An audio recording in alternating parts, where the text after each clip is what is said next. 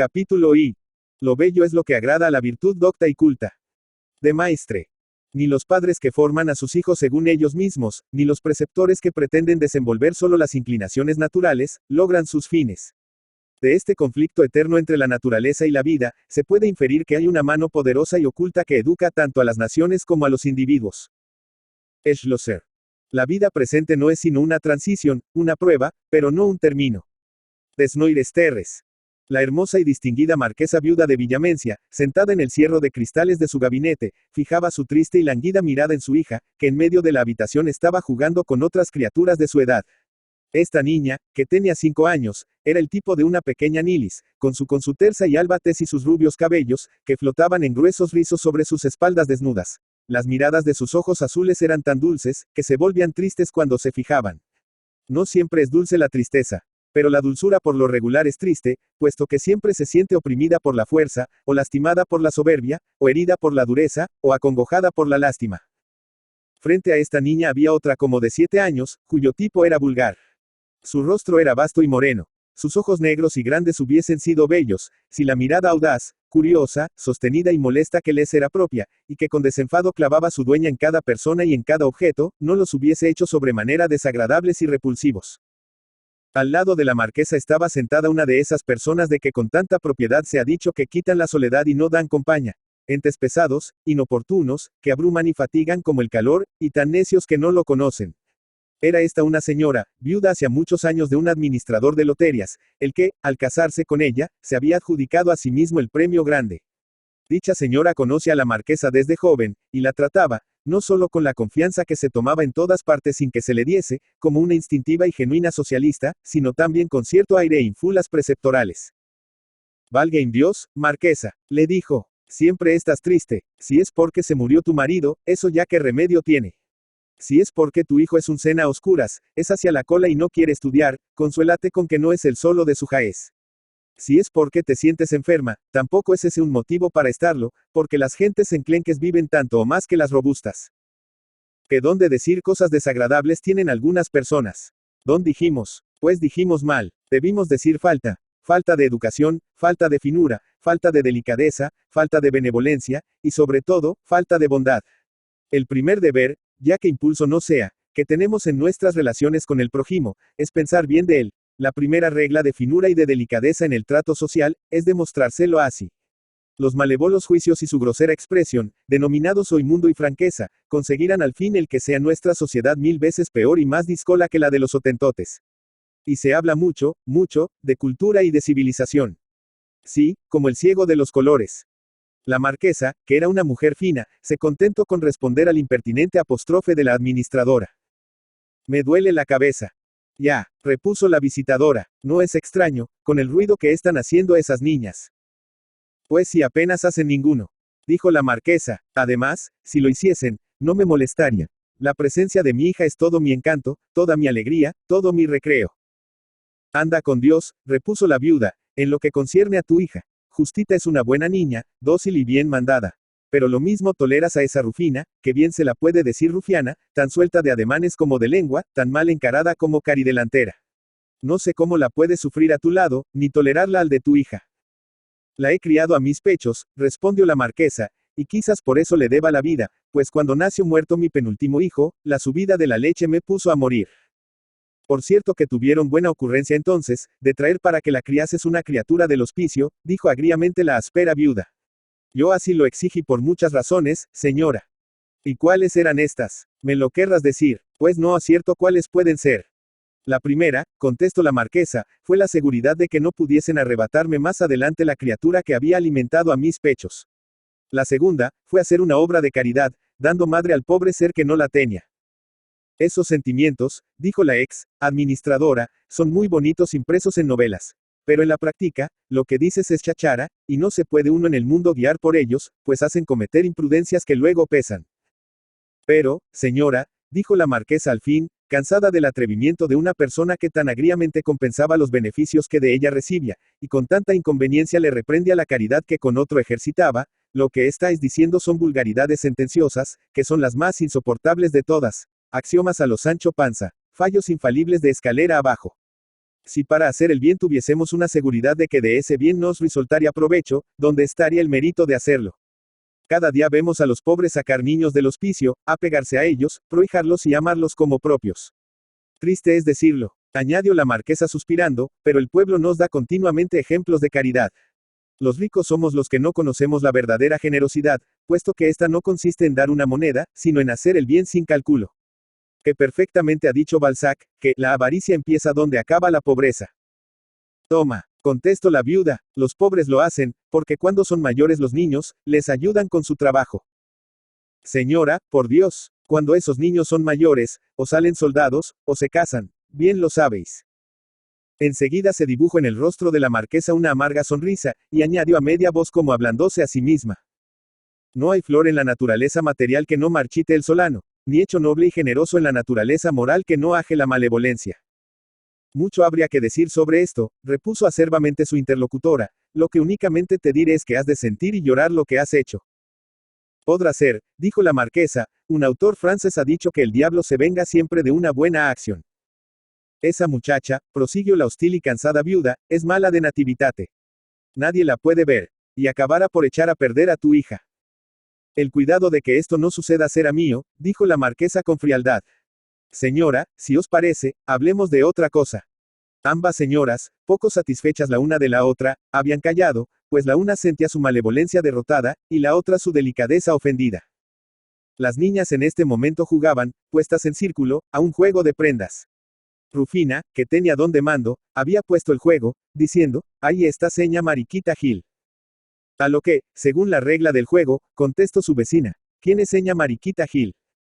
Respondió enseguida Rufina señalando a la viuda, la que tiene la boca así, el ojo así. Y puso torcida la boca y el dedo en la mejilla, tirando su párpado hacia abajo, con lo cual quedó hecha una vision, y algo parecida a la viuda, que tenía efectivamente, según la voz vulgar, un ojo remellado. Y no sabes tú, desvergonzada, dijo encolerizada la remellada señora, que notó el insolente ademán de Rufina, no sabes tú la máxima que a este juego se adapta y añade. Pues óyela. Tuerce la boca hasta el mal quien del prójimo murmura. Es lince para mis faltas, y topo para las suyas. Cada niña debe hacer y decir otro tanto, so pena de pagar prenda, y era llegado el turno a Justa. Pero la niña se negó a poner la boca así y el ojo así. Rufina insistió en que hiciese lo que habían hecho las demás, amenazándola, si no lo hacía, con que no jugaría más con ellas. Y la niña, afligida por la amenaza, se vino a refugiar en su madre, en cuya falda se echó, diciendo con el modo gracioso de pronunciar de los niños, yo no quiero ponerme tan fea. Que concluya este juego, dijo severamente y con marcada intención la marquesa a Rufina. Niñas mías, añadió dirigiéndose a las otras, decid relaciones, que es más bonito, y os ejercitan en la pronunciación. Presentóse primero Rufina, erguida y haciendo quiebros, diciendo la siguiente relación, que concluyó con una profunda y grotesca cortesía. Yo soy doña Ana de Chávez, la de los ojos hundidos. Casada con 3 maridos, todos fueron capitanes. Murieron en las milicias. Donde murieron mis padres, dejándome por herencia manos blancas y ojos negros. Beso a usted las suyas, señor caballero. Siguió a Rufina en la palestra una morenita gordilla y colorada que apenas sabía hablar, pero que no obstante recitó, haciendo de apuntador al principio una hermanita suya algo mayor. Aquí vengo no sé a qué con mi barba de conejo. Ay, ¿quién se comiera un viejo que fuera de mazapáns? Como soy tan chiquitita, ya no sé más. Ahora era llegado el turno a Justa de decir su relación. Pero como era tímida, volvióse a negar, alzando su angustiada carita, que se había puesto encarnada como una rosa, y sus ojitos arrasados de lágrimas, a su madre, como para implorar su auxilio. ¿Por qué no quieres hacer como las demás, hija mía? Le preguntó su madre. Porque no sabo, respondió la niña con la respiración agitada. Si sabe, sostuvo Rufina. Y porque se ha de forzar a la niña a hacer lo que no quiere. Dijo la viuda, más bien por contrariar a Rufina que no por favorecer a Justa. Para que sea dócil y no se particularice nunca, y menos por incomplacencia, contestó la marquesa. Vamos, hija mía, di una relación. Si no sabo relación, repitió la niña, haciendo uno de esos graciosos visajes, a los que se ha dado la denominación infantil de pucheros. Pues di una oración, dijo su madre, así probarás tu buena voluntad en obedecer. La que digo cuando estoy en la cama. Preguntó la dócil niña. Bueno, que sea esa, repuso su madre. Entonces dijo la niña, pronunciando graciosamente a medias palabras. A acostarme voy sola sin compañía. La Virgen María está junto a mi cama. Me dice de quedo, mi niña, reposa, y no tengas miedo de ninguna cosa.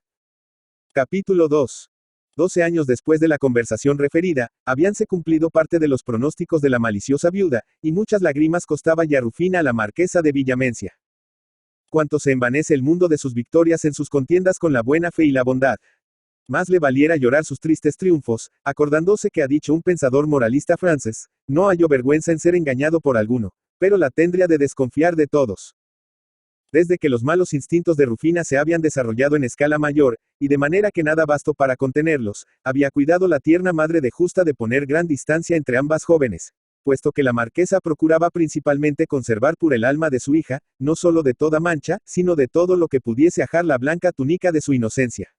Creía que no era tal o cual de los 7 vicios capitales el que debía quedar de toda mente pura en lontananza, y como un monstruo medio fantástico, sino todos, pues todos, vistos de cerca, rebajan el alma de su altura, todos ajan la delicadeza del sentir, todos empañan la clara transparencia de la inocencia, todos profanan los floridos espacios de la imaginación, y todos van desprestigiando la vida real, como las negras y pesadas nubes que van empañando el éter y apagando las estrellas.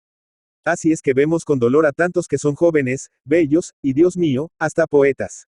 Echar con alma vulgar, vieja y materialista, su triste y escéptico fallo sobre lo imposible de una vida pura, abstinente, desprendida, humilde, benévola, activa para el bien y sufrida para el mal, y hacerse con los 7 vicios contrarios una corona de hediondas y envenenadas flores, con que se coronan y sientan al banquete de la vida. Pero por suerte existe hoy una inmensa reacción.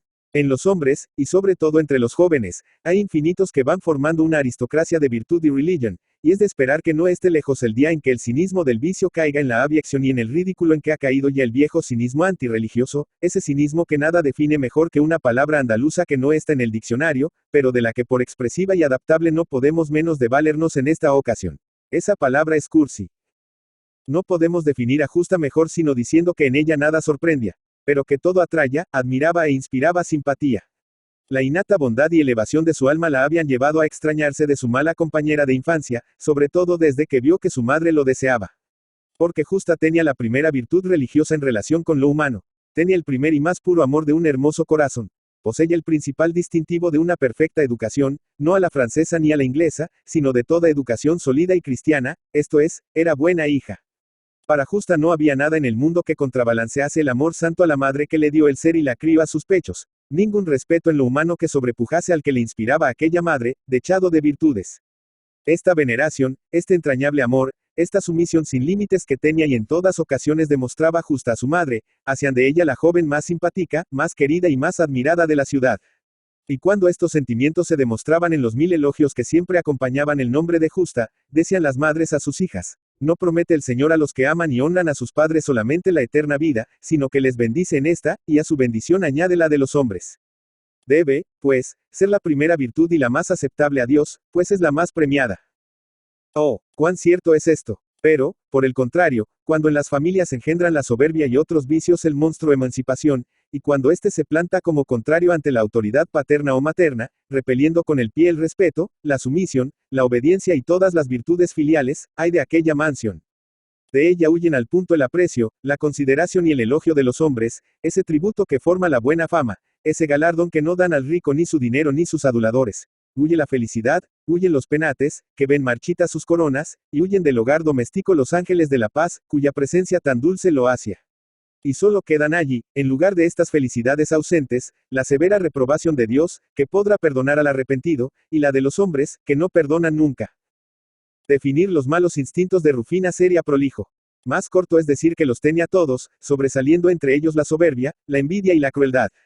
Era, según la expresión de un autor francés, una mata de espino, no se rozaba nadie con ella sin herirse las manos o desgarrarse el vestido. Cuando niña, el placer que hallaba en atormentar a los animales, indicaba claramente esta última perversidad, y fue lo primero que desunió a estas niñas tan diferentes. La marquesa fomentaba la bien entendida y exquisita sensibilidad de su hija, y cuando sus amigos la reconvenían por esto, y hallaban más acertado comprimirla advirtiendo que de esta suerte sería más feliz, porque el que con todos llora se queda sin ojos, la marquesa daba a estos vulgares y triviales axiomas esta magnífica respuesta: prefiero que mi hija sea buena a que sea feliz. Más tarde, el afán de Rufina por componerse y ser vista indicó su vanidad y descaro.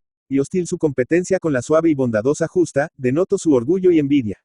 El primer ensayo en su vida de liviandad fue el seducir y atraer al joven Márquez, que era tímido y corto de luces, e indisponerle con su madre, la que solo pudo evitar un escándalo valiéndose de un hermano suyo que vivía en Madrid, el que, mediante ocupar un alto puesto, y por ser aún el Márquez de menor edad, pudo arrancarle a la fuerza de su casa y traerle a su lado.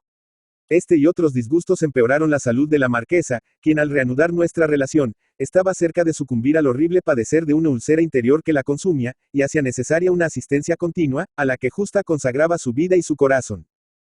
Este día hallamos a la marquesa blanca cual el alabastro, como pone a sus pobres víctimas el mal que la devoraba, acostada en un sofá, y mirando con placida y satisfecha sonrisa a su hija, que de rodillas besaba las albas manos de su madre. Vete a acostar, hija de mi corazón, le decía, que apenas has descansado en la pasada noche. No podría dormir, madre mía, contestó Justa tan de quedo, cual si lo que dijese fuera un secreto y hubiese habido otras personas además de ellas en la habitación. ¿Te acuerdas, Justa mía, cuando eras chica, y que acostadita en tu cama no querías dormirte sino cuando yo te decía, me complaces en dormir? Cerrabas entonces tus ojitos, y un minuto después sonreías en sueños al ángel de la obediencia, que venía a cubrirte con sus alas. Sí que recuerdo, madre mía, y la oración que me enseñasteis para quitarme el miedo. Verdad es que eras medrosilla, y me decías cuando la noche estaba oscura, madre, cerrad la ventana, que entra miedo. Pues aún me quedan ráfagas de ese miedo instintivo de los niños. Temo, alguna vez con angustia. Y si lo que temo no tiene nombre, y no es ni el canco ni el coco, es lo que me amedrenta objeto tan indefinido y tan temeroso como aquellos. Pues si no precisas la causa de tu temor, que te amedrenta, sensitiva mía. Temo al mal, de cualquier forma que se pueda presentar, madre. Temo que llegue a mis oídos un gemido, a mi vista un horror, pues ambas cosas abundan tanto en el mundo. Así es que siempre sigo rezando aquella oración que paraba los latidos de mi corazón, cerraba suavemente mis ojos, y traía entonces, como ahora, a mis labios la sonrisa que recordáis, y digo con tanto fervor y confianza. A acostarme voy sola sin compañía, la Virgen María. Está junto a mi cama. Me dice de quedo, mi niña, reposa. Y no tengas miedo de ninguna cosa. Entonces, como ahora, eras obediente, dijo la marquesa, y ahora, más que entonces, me complaces en descansar y dormir. Madre, entonces nada ahuyentaba mi sueño, pero ahora esta es mala. Me encuentro hoy mejor. Entonces, madre mía, dijo aún más de quedo Justa acercándose al oído de su madre, no tenían que pensar. Ya entiendo, le interrumpió su madre sonriéndose. Pero ya que tú no eres presumida, quiero en esta ocasión serlo por ti, y procurar que cuando él venga esta noche, no te halle marchita como una flor de estio, sino fresca como lo que eres, una rosa de abril. No me quiere por mi buen parecer, madre mía. Lo sé, líbrete Dios de inspirar un amor solo debido al buen parecer. Amor superficial y frívolo, amor de ojos y no de corazón, que podría desvanecerse si desmejoraban tu hermosura una enfermedad, un percance o el tiempo. Pero, hija mía, el bien parecer es, sino un mérito, una ventaja. Es un don de la naturaleza, del que no se debe ni presumir ni abusar. Pero tampoco se le debe menospreciar destruyéndolo, como hace un niño deshojando una rosa. En este momento se abrió la puerta, y apareció la administradora entre aquellas dos hermosas, simpáticas y suaves criaturas, como aparece una avispa entre una rosa blanca y su rosado capullo. Ya ves que quedo acompañada, dijo la marquesa a su hija. Vete, pues, a acostar, hija del alma, perenne ángel de mi custodia. Justa abrazó a su madre repetidas veces, cubriéndola de besos, saludó a la recién entrada, puso todas las cosas con primor en su debido puesto, y se retiró. Valga en Dios, mujer, dijo la administradora, sentándose cómodamente en un sillón. Fuerte cosa es que sepan los amigos por fuera las novedades de tu casa, y que no los encuentres acreedores a participarles lo que todo el mundo sabe. ¿Con qué? Se casa Justa, verdad es, pero aún no he dado parte a nadie, respondió la marquesa. Acabo de saberlo en casa de Vélez, prosiguió la viuda. Buena boda hace, dijo el marido. Es Pepe Arce, hijo único de un padre millonario. Qué suerte han tenido esos Arces, y dónde han llegado, con solo saber sumar, y sobre todo multiplicar. Es, a no dudarlo, el más rico capitalista de la ciudad. Y como nada les queda que desear, añadió la mujer, sino sangre azul, por eso casan al hijo con la hija de la marquesa. Tanto más, dijo la suegra, que si muere el primogénito, será justa la del título y del caudal. Valga en Dios, exclamó la marquesa, herida tanto por la hostilidad del juicio, como por la indelicadeza en repetírselo. Valga en Dios, Cuantos sí que lejanos cálculos atribuyen y ven los extraños en un casamiento, solo y exclusivamente debido a la mutua inclinación de los jóvenes, que nada han pensado sino en amarse y ser felices, cuando este amor fue sancionado por sus padres. ¿Qué amores, ni qué amores? Por ventura estamos en tiempos de oscurantismo. Hija, hoy día tenemos muchas luces, y a su resplandor se calcula que es un contento. No hay más que cálculo, nada más. Repito, señora, repuso la marquesa, que ninguno hay en esto. Sabéis que de Bruno Arce es, hace muchos años, amigo de la casa, y que me visita todas las noches. Cuando volvió su hijo de sus viajes, le trajo a verme, como era regular. Pepe siguió viniendo, porque le atrae justa. La amo. Ella le correspondió cuando se lo permití. Lo que hice gustosa en vista de las excelentes prendas de Pepe. Y este espontáneo e inocente amor es la sencilla causa de su unión. Y el mundo le halla, en lugar de esto, calculo, diplomacia, y miras ulteriores. Señora, quien no tiene sino un rasero para medir las cosas, no debe juzgar sino de aquellas que son a la medida del rasero. No digo que aquí no haya malas lenguas, dijo la viuda. Jesús, si las hay. En un instante dejan a San Juan sin manto, a San Sebastián sin camisa, y a San Bartolomé sin pellejo. Yo no hago sino repetir lo que oigo. Es regular, añadió la entrometida viuda, que venga tu hijo a la boda de su hermana. A la marquesa la mortificó esta pregunta, que con ese fin se había hecho, y contestó con frialdad. No vendrá, puesto que en consideración al estado de mi salud, esta boda se va a hacer pronto y sin ninguna clase de aparato. Aunque mi pobre hija lo ignora, yo sé que me restan pocos días de vida, y deseo, al morir, dejar casada a la hija de mi alma. Ya, si no viene el marquesito, insistió la áspera viuda, yo bien sé el porqué. Pero todo el que no sepa la verdadera causa lo extrañara. Bien te lo predije, ahora quiero prevenirte cosas que suceden, y que tú, enferma y encerrada como estás, ni puedes saber, ni puedes evitar. La linda alhaja de Rufina, después de haber tendido cuantos lazos ha podido a Pepe Arce, le ha dado citas en nombre de tu hija, en las cuales en lugar de justa se halló con ella. Rechazada por Pepe del terreno amoroso, se lanzó al sentimental, asegurándole que era la criatura más desgraciada bajo el despotismo de tu hija y el tuyo. Hallando sus quejas incredulidad, así como sus provocaciones habían hallado desvío, humillado su amor propio, exaltada su envidia, pateando de soberbia al reconocer la impotencia en que estaba de satisfacer sus perversos anhelos, ha escrito un anónimo a Pepe Arce, en el que con inconcebible audacia le dice que no es él el primer amor de tu hija. Todo esto lo sé por el ama de llaves de la casa de Arce, que sabe cuánto pasa entre el padre y el hijo, merced a que es curiosa y escucha detrás de las puertas. Y aunque tanto de Bruno como Pepe se han reído de esto, yo te lo participo para que sepas de todo lo que es capaz esa serpiente que has criado en tu seno. La marquesa se había puesto, si es posible, aún más pálida de lo que lo estaba habitualmente. No puedo creerlo, dijo con desfallecida voz. Señora, siempre habéis aborrecido a esa muchacha, y repetís calumnias de tal magnitud, que solo la malevolencia puede darles crédito. Pues aún hay más, prosiguió la noticiera, sin cuidarse del efecto que estaban produciendo sus crueles revelaciones en la pobre enferma. Aún más. Exasperada Rufina al ver que Justa, teniendo 2 años menos, se casa antes que ella, se ha puesto su señoría en relaciones, y se va a casar con un paseante en corte, Taur, Truján, sin oficio ni beneficio, pero con muchas trampas bien vestido. Gracias a estas, al cual ha hecho creer que es hija de tu marido, y que por lo tanto tu familia nunca puede desampararla. Al oír esta última revelación, la marquesa cerró los ojos y dejó caer su cabeza sobre los cojines del sofá. La viuda dio voces. Por Dios, murmuró la enferma, que nada sepa mi hija, esa inocente. Lanzó un débil gemido, y perdió el sentido.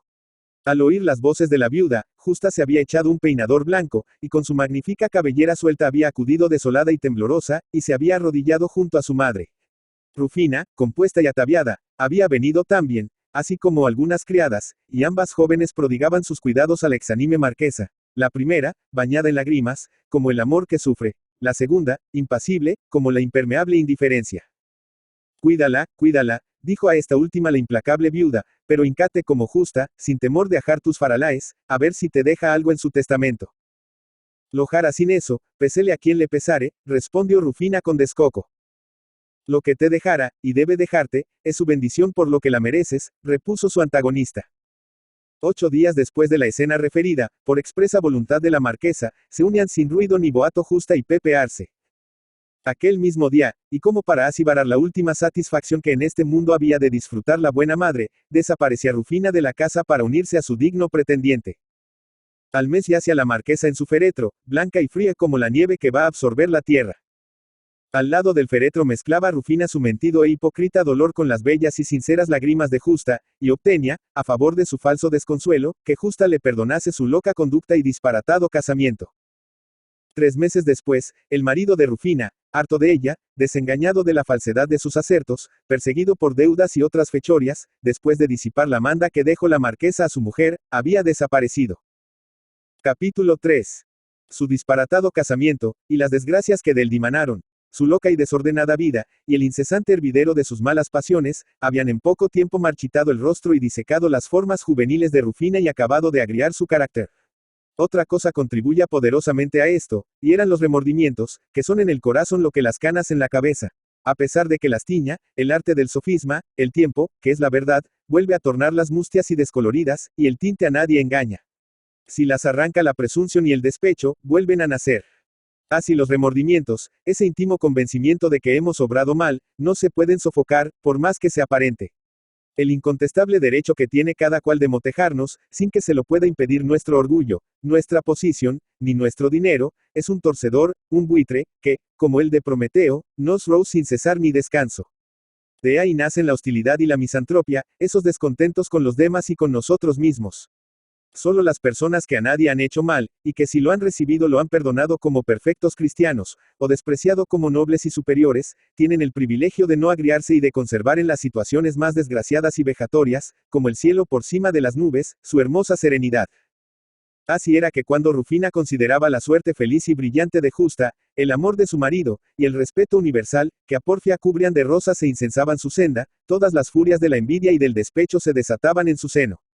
Nunca recordaba, al pensar en la familia a quien tanto debía y tan mal pago había dado, el bien que le había hecho, sino el que pudo hacerle y no hizo. La marquesa, pensaba, no debería nunca haberse opuesto a que su hijo se casase con ella, ni éste debería haber cedido a la voluntad de su madre, a los consejos de su tío, ni a las advertencias de sus amigos. Este mismo, en las actuales circunstancias, disipado por el marido, que la había abandonado, el legado que le dejó la marquesa, no debería contentarse con pasarle una mezquina pensión, como lo hacía, sino tenerla en el pie en que había estado siempre, y otras locas exigencias. Porque así discurre la ingratitud, así, cegando a la justicia, falsea la razón. Ni los desengaños ni las desgracias, ni la experiencia, eran capaces de domeñar las violentas pasiones de aquella mujer, que después de maldecir lo pasado, había de lanzarse al porvenir con redoblados bríos y con nuevo furor. El despecho, la ambición, la envidia y la venganza unidos, debían engendrar un monstruo en aquella cabeza, fecunda en planes satánicos. Y así sucedió. Rufina, en vista del proyecto que formó, menudeó sus visitas en casa de Justa, aparentando cariño hacia ella, gratitud y amor por su difunta madre, y fingiendo haberse llamado adentro y llevar una vida modesta, ordenada y hasta religiosa. Justa, que era buena, y además débil, recibió cordialmente en su casa y en su intimidad a aquella mujer, a quien una señora como ella no debería nunca haber recibido.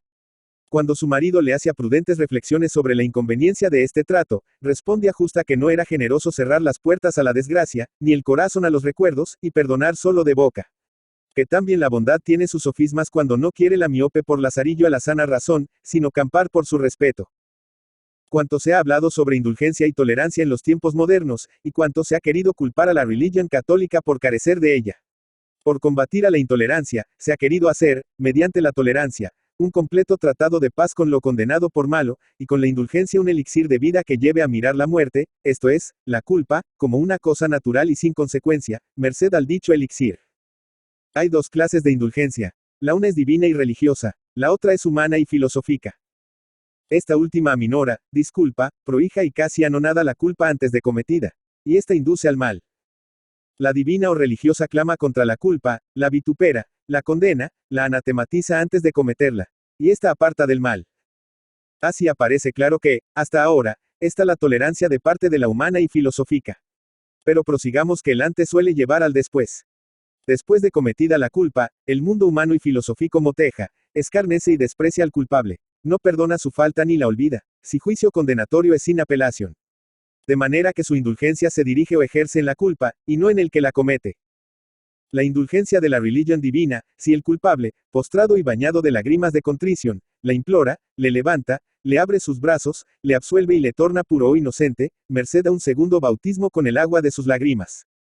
Todo lo perdona y lo olvida, y sienta al hijo pródigo a la cabecera del banquete, con lo cual demuestra su rigor, no con quien comete la culpa, sino con la culpa misma. ¿Cuál es, pues, más indulgente, el mundo filosófico, que antes de cometer la culpa pregona la indulgencia, o la religión divina, que después de cometida la ejerce con el que se aparta de ella? ¿A cuántos no ha desesperanzado el mundo filosófico y tolerante, hasta arrastrarlos al suicidio? ¿Y a cuántos no ha consolado esta religión, que, severa, amonesta hasta hacerlos felices?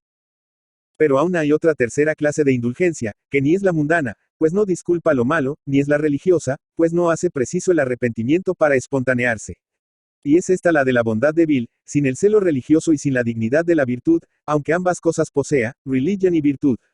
No es, por lo tanto, una virtud esa dulzura fuerte, a cuya cabeza pesa la corona de oro de la dignidad, de cuyas flacas manos se escapa la pesa de la santa justicia, y cuyo blando corazón oprime la coraza del decoro que debe serle inherente. No es, no, una virtud. Es, a lo sumo, una bella flor sin fruto, nacida espontáneamente en un hermoso corazón.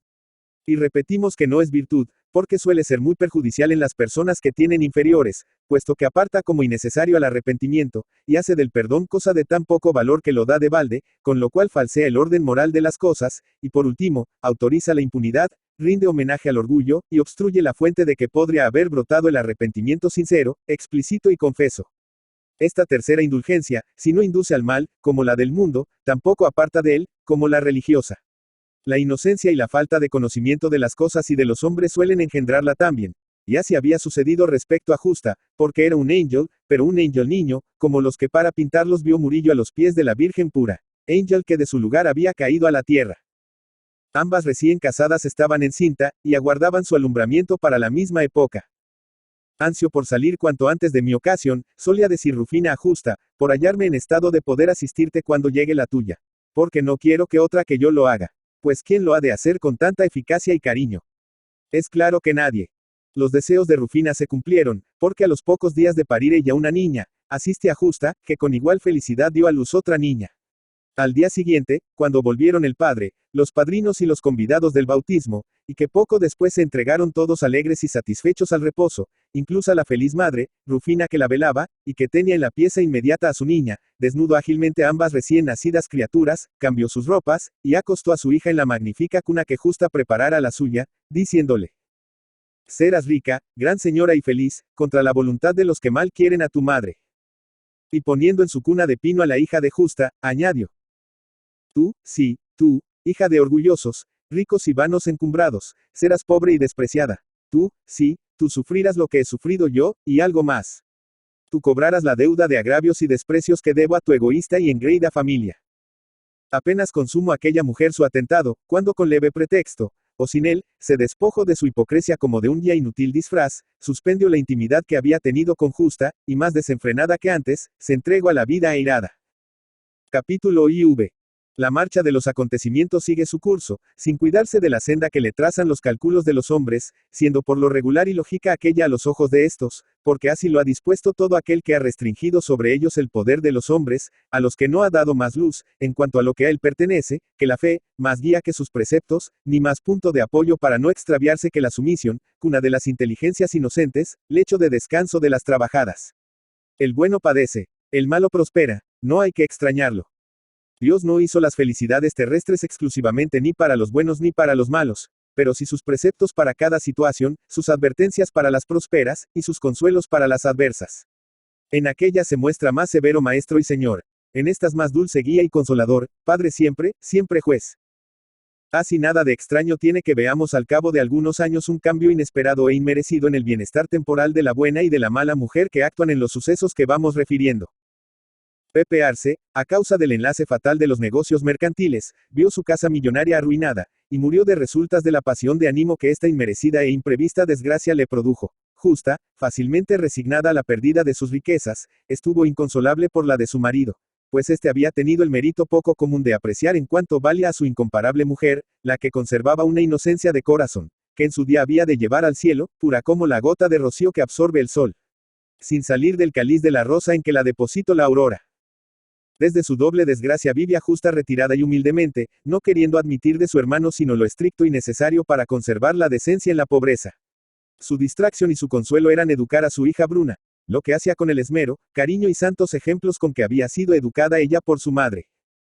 La educación puede combatir y domar una mala naturaleza. Transformarla de mala en buena solo lo puede la gracia. La educación puede, a no dudarlo, aun sin valerse de más móvil que la vergüenza, esa hoja de higuera, lo solo que trajo del paraíso el que le perdió, hacer desaparecer los vicios groseros y humillantes. Pero no hará nunca espontáneas las virtudes, que a duras penas aclimata. El herrero puede amoldar el hierro, tornarlo en oro, nunca. Por lo cual no vemos esas completas y radicales transformaciones de malo a bueno sino en la vida de los santos.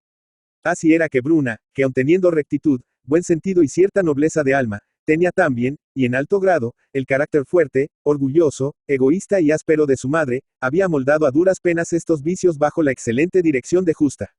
A falta de dulzura, tenía una calma y dignidad que no era fácil perturbar. No era benévola, pero sí sostenidamente servicial cuando se la ocupaba.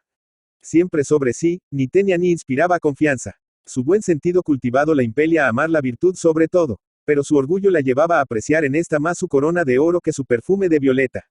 Así era que sentía más orgullo que dicha en tener por madre a Justa, alrededor de la cual brillaba una aureola de respeto, de simpatias y de admiración. La fama de que gozaba su madre era una herencia de que ya disfrutaba en vida, y quería traspasar ilesa a sus hijos. Con este bien guiado orgullo, y con su fuerte temple de alma, la pérdida del caudal de sus padres la dejó impasible, y hay una secreta satisfacción de orgullo en trabajar ocultamente por estipendio, para procurar a su madre algunas de aquellas superfluidades de lujo, de las que por virtud y modestia se privaba. Como sucede con un tesoro adquirido a costa de sacrificios, tenía Bruna su virtud en mucho, y le había labrado con la austeridad un atrincherado tabernáculo. De esto se deduce que no debe el mundo condenar ligeramente a las personas secamente austeras, oponiendo contra ellas el que la perfecta santidad no lo es. La mayor parte de las personas a quienes se cree sectarios de la rigidez, son naturalezas domadas, que tienen en mucho el freno a que deben su virtud. Dichosas aquellas naturales selectas que no necesitan de ninguno. Pero son pocas. Y esto lo prueba la creación de la palabra desenfreno, que como baldón se aplica a las personas o a sus acciones desordenadas. De cuando en cuando tenía Rufina el atrevimiento de ir a casa de Justa, porque en aquel corazón, en que palpitaba hiel en lugar de sangre, existe el único amor o instinto que cabe en el del tigre, el apego a su progenitura. Justa no tenía el suficiente carácter para prohibir a aquella mujer la entrada en su casa, pues no podía dejar de mirar en ella a la compañera de su infancia, a la niña que crió y tanto quiso su madre. En estas visitas la suave Justa veía con extrañeza el fugitivo, pero vehemente cariño, que la fría y áspera Rufina demostraba a Bruna, la que rechazaba este cariño sin rebozo, tanto por causa de su carácter austero y poco expansivo, como por las noticias poco favorables que de Rufina tenía. No puedo sufrir a esa mujer, solía decir a su madre. No digas eso, hija mía, contestaba Justa, no se deben abrigar nunca, y en tu edad menos, sentimientos de odio ni hostiles contra nadie. La hostilidad es una mala semilla, que echa profundas raíces y ahoga en su germen los buenos y benévolos sentimientos en el corazón, destruye las buenas relaciones de sociedad, y aun con público escándalo, suele acabar con las de familia. Acuérdate de que dice Chateaubriand, en el tomo de sus obras que acabamos de leer, que la odiosidad que abrigamos contra nuestros adversarios, es más perjudicial a nuestra propia felicidad que a la de ellos. Y sobre todo, hija mía, convéncete de que la benevolencia es la mayor prueba de superioridad, tanto de espíritu como de corazón. Pero qué pluma podrá pintar los sufrimientos que desde que nació estaban reservados a Piedad, la preciosa, la dulce, la aristocrática y delicada hija de Justa, infeliz víctima de los inicuos sentimientos de Rufina, aquella mujer nacida del vicio y de la maldad, que como una lepra los trajo consigo al interior de la noble casa en que fue recogida y amparada. El angelito, desde pequeña, siempre encerrada y sola en la habitación, en que poco paraba su dueña, nada había aprendido, nada había visto, nada comprendía, y caminaba, como otro Gaspar Heuser, hacia el idiotismo. Una timidez angustiosa, una inerte hipocondría, un mustio decaimiento, reemplazaban en la pobre criatura aquella expansio, aquella alegría, aquella locuacidad y continua movilidad, que tan naturales son y simpáticas hacen a la infancia. A los 13 años, una grave enfermedad que tuvo atrajo a su cabecera una compasiva vecina, una buena anciana que ofreció a su supuesta madre asistirla, a lo que ésta no se pudo negar, so pena de promover un escándalo. Entonces esta buena cristiana, mientras que cual Marta asiste a los males, como Magdalena levanto aquel espíritu inerte, y le enseño a creer, a amar y a esperar. Como la religión es amada de todos los que la conocen, pero con mucha preferencia de los desgraciados, porque es el universal e infalible consuelo de todo infortunio, aquel angel doliente de alma y cuerpo recibió con lágrimas de amor, gratitud y entusiasmo aquella religión que le decía, los que lloran serán consolados. Piedad se apegó, como es de suponer, con ternura a la buena anciana, a quien la religión que le enseñaba había atraído al lecho de dolor, del que huía la impia fiera que se había hecho cargo de ella. Así sucedía que cuando llegaba la noche y la buena anciana se retiraba, aquel dulce corazón de la niña, que con tanta ternura y expansio se había abierto al amor, sentía profundamente esta separación. Además, la pobre niña temía. Temía a su madre, temía a la noche, temía a la soledad, a la oscuridad. Entonces la buena anciana la animaba, la sosegaba, y acababa de consolarla enseñándole esta oración. A acostarme voy sola sin compañía, la Virgen María está junto a mi cama. Me dice de quedo, mi niña, reposa, y no tengas miedo de ninguna cosa. Piedad convaleció, y se levantó de su lecho regenerada de alma y cuerpo. Los cuidados de su entendida enfermera, y el buen alimento que le suministraba, de lo cual nunca se había ocupado su verdugo, desenvolvieron su atrasada naturaleza. Había crecido. Su semblante, fino y blanco cual una azucena, estaba como vivificado por una nueva savia de vida. Su razón despejada llegó a comprender cuánto sufría, pero sufrió ya con resignación y con esperanza, porque sabía que sufrir por Dios era complacerle y obligarle. Sus ojos, antes inertes, estúpidos y fijos en el suelo, animados ahora con una nueva luz del entendimiento y del corazón, se levantaban hacia el cielo, puro y celeste cual ellos. Alzaba confiada su cabeza, que ya no abrumaba su corona de espinas, sus blancas y delicadas manos se cruzaban con fervorosa devoción sobre su pecho. Oh, si entonces hubiese podido verla justa, habría exclamado, estrechándola sobre su corazón de madre, esta es mi hija. Mas entre ellas estaba una infame mujer para separarlas, como el negro y duro hierro que se introduce entre el nácar y la perla. Por entonces fue cuando la quiebra y la muerte de Pepe Arce vinieron a exasperar aún más el atrabiliario carácter de la fiera que la infeliz Piedad creía ser su madre. La brillante suerte que había querido proporcionar a su hija se había desvanecido. El amparo que, andando el tiempo, había contado hallar para sí propia, iniciando a su hija en el secreto de su existencia, había fallado. Por manera que de su malvada combinación solo le quedaba el placer de la venganza, que en su inocente víctima ampliamente ejercia. Capítulo V. De esta suerte pasó algún tiempo. Bruna se había casado con un primo de Justa, oficial que, después de buenos servicios, se vio en la necesidad de abandonar la carrera por causas políticas, y había regresado a aquel pueblo, que era el de su nacimiento, para cuidar y labrar algunas fincas rurales que había heredado de su madre. Era un hombre digno, altivo y poco afecto a transigir en materias de alta esfera, el cual, hallando en Bruna cualidades análogas, y su mismo gusto por la vida retirada y grave, indiferente, como caballero de los antiguos españoles, a su falta de bienes de fortuna, la había elegido por compañera. Un día un alguacil del ayuntamiento entró en casa de Rufina, a la que entregó una carta gruesa de letra extranjera, con sello consular, exigiendo dicho alguacil una gratificación por los muchos pasos que le había costado dar con la persona a quien venía dirigida la carta. Rufina la abrió sorprendida. Era fechada en California, y en ella se le comunicaba que un español que había muerto allí trágicamente había declarado a última hora llamarse asterisco asterisco asterisco asterisco, ser casado y tener una hija en aquel pueblo. Y que a esta hija pertenecía por tanto, de derecho, el dinero que a la sazón poseía como banquero de un garito. Dinero que pasaba de 100.000 duros, que quedaban depositados en el consulado. Difícil sería expresar lo que sintió aquella mujer al leer la referida carta. Su hija, la hija de sus entrañas, debía heredar aquel caudal, y esa hija se hallaba en una posición tan modesta que rayaba en pobreza. Y la odiada hija de la odiada Justa vendría por razón aparentemente natural a disfrutarlo. Antes 1000 veces hubiese preferido anonadar tal herencia ocultando el aviso recibido. Pero cómo renunciar a ella debiendo la misma Rufina disfrutarla en parte. Por algunos días anduvo Rufina como loca y sin sentido, no sabiendo qué resolución tomar. Bruna su hija pobre, y la aborrecida hija de Justa rica. Esta idea la desatentaba. 1000 planes rodaron en su cabeza, que rechazó por imposibles. Al fin se decidió. Aunque desde que estaba casada su hija había ido a verla varias veces, no había conseguido ser admitida en aquella casa severa y decorosa. Rufina, aunque fue ahora de nuevo rechazada, no desistió de ver a su hija, mediante a que tenía aquella fuerza de voluntad, que no es la perseverante hija de la paciencia, sino la terca hija de la obstinación. Cual pudiera haberlo hecho un salteador, se introdujo, pues, un día en casa de Bruna, siguiendo los pasos de un menestral que a la sazón trabajaba allí. El alejamiento que inspiraba a Rufina, esto es, la mujer safia y de malas costumbres, a Bruna, la mujer morigerada, grave y escrupulosa, no era suavizado en esta, como sucedía en Justa, por la dulzura de carácter y por los recuerdos de la infancia. Así sucedía que no lo disimulaba. Hay personas tan delicadas, que, como a los perfumes, las desvía un soplo. Y otras que lo son tan poco, que, como a los toros, solo las para la firme y punzante garrocha. A las segundas pertenece a Rufina. Así fue que, sin desconcertarse ni turbarse por la mirada sorprendida y rechazadora que al presentarse clavó en ella Bruna, exclamó, abalanzadose a su cuello, hija de mi alma. Señora, absteneos de esas familiaridades que me repugnan y reprueba mi marido, dijo apartándose ofendida Bruna. No lo hará así tu marido, repuso Rufina cuando sepa que eres mi hija, y que ha muerto tu padre dejándote 100.000 duros. Señora, repuso con enojo Bruna, hacedme el favor de no gastar groseras chanzas a que no doy pie, y que me ofenden.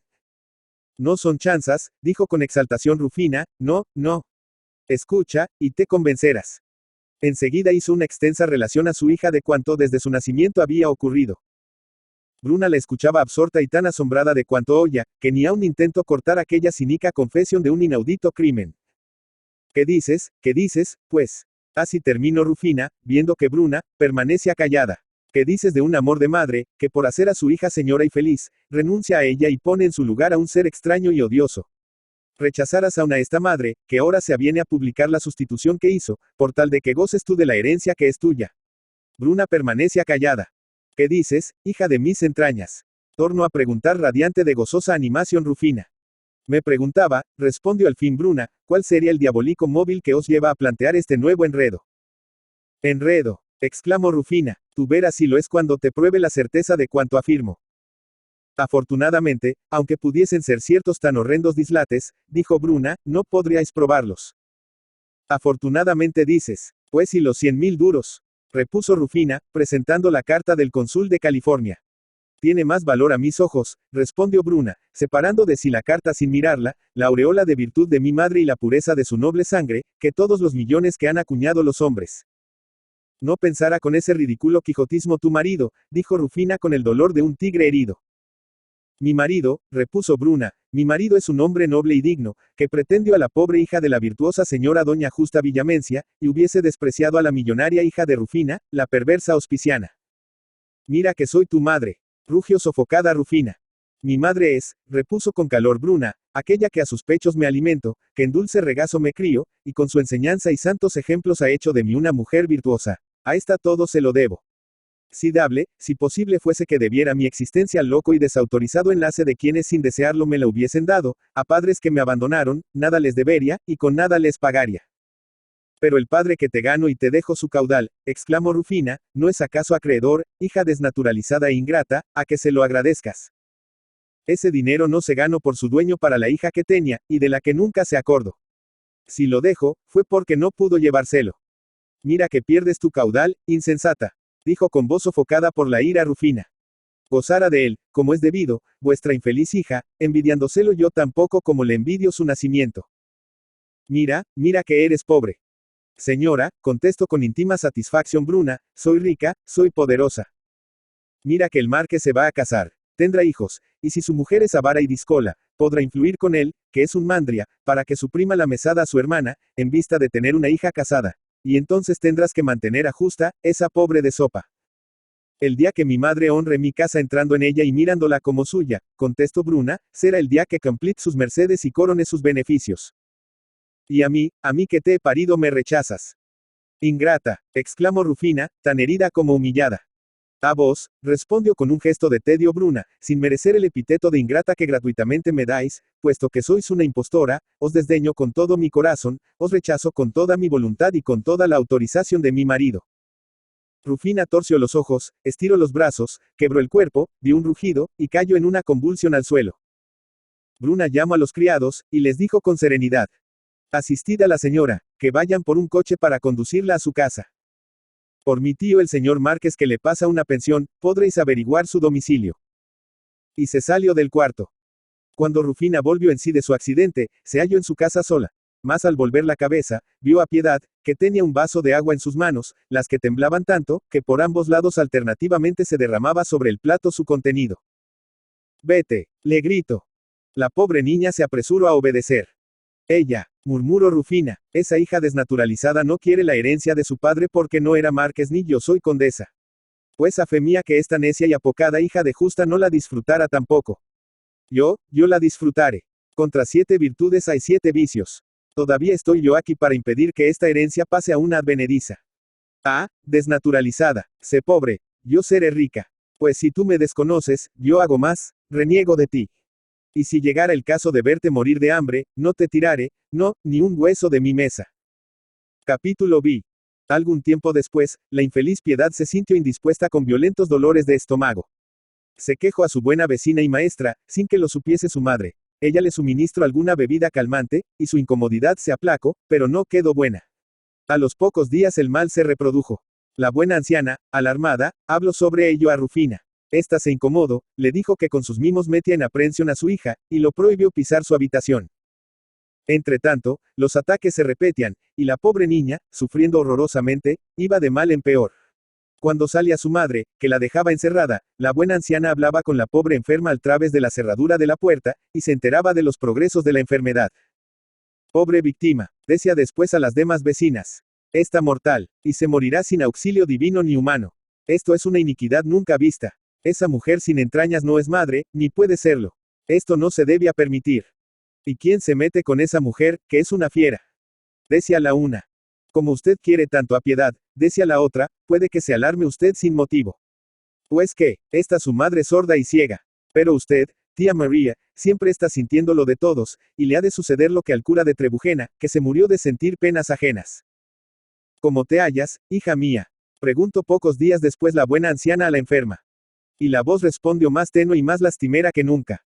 Mal, tía María, los dolores me despedazan las entrañas, me abrazo. ¿Y cuánto tomo? Arrojo. ¿Y qué tomas, hija de mi alma? Agua. Y nada más. No tengo otra cosa. ¡Qué inhumanidad! ¡Qué herejía! Hija, quien pudiera entrar a asistirte. Ay, sí, y un padre, porque creo que me voy a morir. Tía María, me perdonará Dios si muero sin confesión. Sí, hija de mi vida, sí. Tú no has pecado. Pero aunque lo hubieses hecho, basta, cuando no se puede tener un ministro de Dios a su lado, con arrepentirse de corazón, ofrecer al Señor sus sufrimientos, e implorar su misericordia, para que nuestro Padre nos perdone y acoja. Pero, hija, tú no estás en ese caso.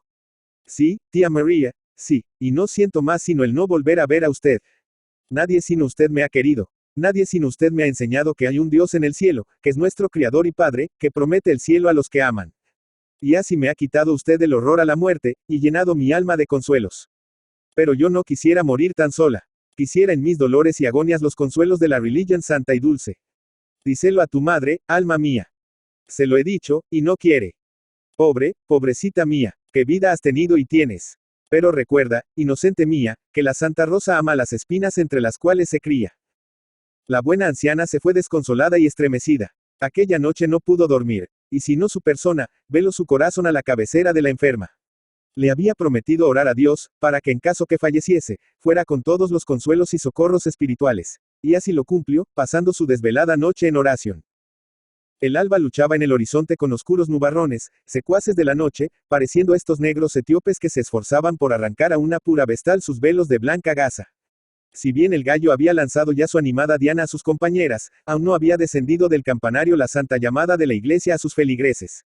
Pero abríanse ya las puertas, del santo templo. En él entró una joven pálida y macilenta envuelta en un gran pañolón. La iglesia estaba aún solitaria y oscura. Las lámparas de plata, continuas centinelas del tabernáculo, hacían brillar con su luz en la negra oscuridad la plata que cubría el altar del sagrario, y las ráfagas que alguna vez despedían de sí las santas luces como un suspiro, parecían animar los rostros de los ángeles postrados en adoración ante el Santo de los Santos. La débil y plácida luz del día, que empezaba a asomarse por las altas claraboyas al pie de la iglesia, las hacía aparecer en la austera sombra del templo como alegres ojos de niños que se abriesen sonriendo al mirar a su Padre. Dios habla poderosamente al corazón y a la inteligencia del hombre, en el silencio de su templo, con aquellas palabras que, sin pasar por el oído, suenan en el corazón. Dios es universal, eterno y sin medida. Para él no hay cosa grande ni cosa pequeña, no hay pasado ni porvenir, ese compás del tiempo, no hay para el secreto, olvido ni incertidumbre, esas impotencias del hombre. Es maestro y es padre. Y si como maestro nos envía los infortunios, que son lecciones, como padre une el consuelo a la enseñanza, poniendo en cada infortunio el germen de una virtud, la ocasión de un merecimiento.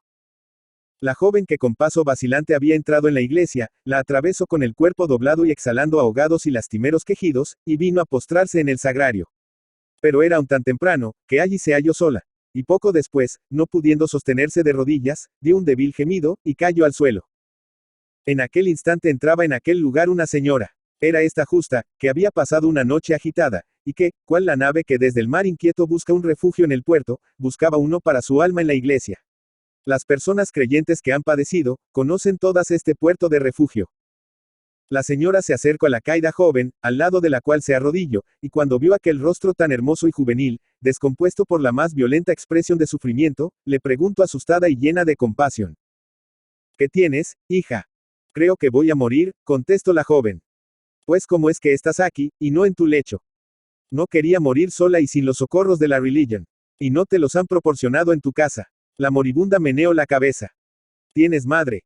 La joven hizo una señal afirmativa. ¿Dónde está? En casa. ¿Y qué hacía? Estaba durmiendo, contestó la pobre niña. Esa no es tu madre, exclamó Justa con vehemencia. Pobrecita, ¿qué edad tienes? 18 años, contestó la interrogada. ¿Y de qué mueres? No sé. Ah, agua, por Dios. Agua, añadió, torciéndose y agitándose todos sus miembros por el dolor. La señora hizo seña a un monaguillo, que se apresuró a traer de la sacristía una vasija con agua. La infeliz paciente bebió con ansia, sostenida por Justa, que la había incorporado y apoyado su cabeza sobre su pecho, y por un momento sus tormentos le dieron treguas. Quiero confesar, dijo con débil voz. Aún no ha venido el cura, repuso con angustia la señora, que veía ya dibujarse la herradura de la muerte en aquel rostro tan bello y padecido. Ve a avisarle, prosiguió, dirigiéndose al monaguillo. Y luego añadió alarmada dirigiéndose a la moribunda. ¿Acaso pesa algo grave sobre tu conciencia, pobre hija mía? Ah, no, solo una cosa. ¿Y qué es? Que no amo a mi madre. Se lo has demostrado. No. ¿No la amas, acaso, porque ames contra su agrado a otra persona que no deberías amar? Oh, no, no amo más que a Dios, a la buena tía María que me le hizo conocer, y a vos, señora, que me habéis compadecido y asistido. A vos, que sois tan hermosa y tan buena. A vos os amo. La moribunda llevó a sus labios la blanca mano de Justa, que beso. Pues entonces, dijo ésta, abrazando con lágrimas de compasión y de ternura a aquella dulce y doliente criatura, te digo para tranquilizar tu espíritu, que si murieses, tu alma inocente, que ansia por su Dios, le hallara propicio, pues es Padre de todos, pero lo es con especialidad de los desamparados. Para estar pura y dispuesta a aparecer en su presencia, bastan tus buenas disposiciones, y esta agua bendita, por la cual se te perdonaran tus pecados veniales. La señora persignó a la moribunda con sus dedos aún húmedos del agua bendita. Entonces la moribunda levantó sus grandes y puros ojos al altar, y una expresión de éxtasis se esparció como un rayo de sol en su rostro, que le volvió sublime, como el de una de las vírgenes mártires, joyas del cristianismo, al que tuvieron la gloria de ayudar a cimentar. Señora, dijo con apagada voz, Dios os premie la caridad que conmigo habéis ejercido. Yo tenía miedo, mucho miedo, ya no le tengo, aunque sé que en breve, me acostarán, en un hoyo oscuro y frío, que se irán, y allí me dejarán sola. Pero vos me recordáis la oración que me enseñó mi buena maestra para no tener miedo, y la que ahora brota de mi corazón a mis labios. A acostarme voy sola sin compañía, la Virgen María. Está junto a mi cama, me dice de quedo. La infeliz no pudo seguir, y Justa, que recordó con viva emoción esta misma ingenua y santa oración infantil que le enseñara su madre, la concluyó, añadiendo. Mi niña, reposa, y no tengas miedo de ninguna cosa. Sois mi madre la Virgen, dijo la pobre niña, cuyos sentidos turbaba ya la muerte, fijando en Justa sus ya quebrados ojos. No, no lo soy, hija mía. Pero puede que la señora me haya enviado para auxiliarte. Sí, lo sois, murmuró la agonizante. Madre mía, conducid mi alma a vuestro hijo, pues. En él creo, a él amo, en él espero. Que te ha de perdonar y salvar, amén, oró Justa al recibir sobre su seno el último suspiro de la infeliz niña. En este instante entraron precipitadamente el cura, el sacristán y otras personas, que se apresuraron a llevarse el cadáver a la sacristía. Justa quedó postrada ante el altar, las lágrimas la ahogaban, y un temblor vehemente agitaba sus miembros, sus manos, que alzaba al altar, se cruzaban convulsas. El profundo dolor que causa la lástima, que no haya más refugio que en Dios, la hace elevarse con exaltación hacia aquel que todo lo recompensa, hacia aquel que, siendo todo amor, es el sublime imán del corazón amante. Mas su delicada organización moral y física no pudo resistir a la impresión que la desgarradora escena, en la que su valor de católica le dio fuerzas para actuar tan caritativa y valerosamente, había producido en ella. Se sintió indispuesta, y se levantó para volverse a su casa. Cuando salió de la iglesia, ya el sol campaba en el cielo, radiante, despejado como el rey de la alegría. Pero el alma de Justa estaba triste hasta morir. La imagen de aquella suave y hermosa niña, que en su agonía había visto presa de las más crueles torturas corporales, mientras su alma era la mansión de los más puros y dulces sentimientos, la conmovía en opuestos sentidos del modo más violento. Habíase apoderado de su alma una de aquellas profundas y lúgubres tristezas que tan estrecha, tan negra, tan rodeada de horrores hacen al alma su cárcel. Una de esas angustias tétricas y agitadas que hacen que el corazón, cual un pájaro azorado en su jaula, se agite en el pecho, ansioso por tomar su vuelo en el espacio. Seria que sentía el corazón lo que al alcance del conocimiento no estaba. Hacíale presentir, sin definirlo, que en sus brazos acababa de morir su hija. Aquella tarde salía un entierro, solo y pobre, de casa de Rufina. El cadáver no llevaba caja propia, e iba en caja común. Las vecinas que lo miraban salir, murmuraban sordamente, como las olas cuando con serena atmósfera hay mar de fondo. ¡Qué entierro! Esto es una iniquidad, dijo una de ellas, dirigiéndose a la tía María, que lloraba sin consuelo. Ni siquiera lleva palma. Vosotras no las veis, contestó la anciana. Pero lleva esa bendita dos, una de pureza, que le ha puesto la Virgen a un lado, y otra de martirio, que le ha puesto nuestro Señor Jesucristo al otro. Pero ¿por qué no lleva caja blanca y celeste? Preguntó otra. Porque con ese cadáver de virgen se entierra un negro atentado. Contestó la anciana. ¿Qué queréis decir con eso, tía María? Nada, nada, contestó esta. Lo que os encargo es que cuando acabéis el rosario, no olvidéis nunca el Padre Nuestro por el alma sola. Pues aunque nada tendrá que expiar esa inocente, a Dios agradan las oraciones, sobre todo si se hacen por sus hijos predilectos los desamparados. Epílogo. Si encontráis en la ciudad de Z a una señora de semblante hermoso y apacible, de talante grave y modesto, de maneras afables y dignas, que viste con humilde pulcritud, encaminándose hacia la iglesia en que está el jubileo, a quien todos los que pasan dejan con respeto la acera, descubriéndose con reverencia sus cabezas, a quien los ancianos sonríen y los pobres bendicen, esa es la empobrecida doña Justa Villamencia. Si una tarde de toros veis pasar por el paseo con dirección a la plaza una carretela descubierta, en la que se arrellana un mal cantante italiano, con un cigarro en la boca, y a su lado veis una mujer ahuecada con faralaes y miriñaques, cuya pálida, descarnada y adusta cara aparece entre una aureola de moños, flores y blondas. Si veis que al pasar cerca de ellos vuelven los caballeros con disgusto la cara, que los jóvenes casquivanos se ríen, y que las gentes del pueblo los escarnecen con ese desprecio triturador del fallo popular. Tan infalible cuando es espontáneo, esa es la enriquecida Rufina. Algunos años después, disipado su caudal, destruida su salud, robada y abandonada por sus despreciables amantes, moría Rufina en un hospital, conmoviendo y compadeciendo a las santas hermanas de la caridad por el modo aterrador con que en su frenesí y en su agonía repetían: piedad, piedad. Fernán Caballero. Fernán Caballero era el seudónimo utilizado por la escritora española Cecilia Bol de Faber y Ruiz de la Rea, Morges, Cantón de Vaud, Suiza, 24 de diciembre de 1796, Sevilla, España, 7 de abril de 1877. Cultiva un pintoresquismo de carácter costumbrista y cuya obra se distingue por la defensa de las virtudes tradicionales, la monarquía y el catolicismo.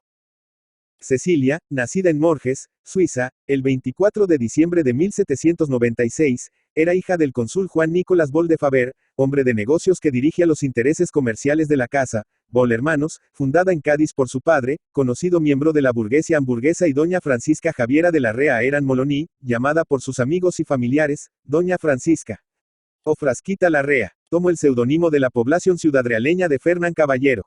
El motivo de su seudónimo según ella es: gustóme ese nombre por su sabor antiguo y caballeresco, y sin titubear un momento lo envía a Madrid, trocando para el público, modestas faldas de Cecilia por los castizos calzones de Fernán Caballero.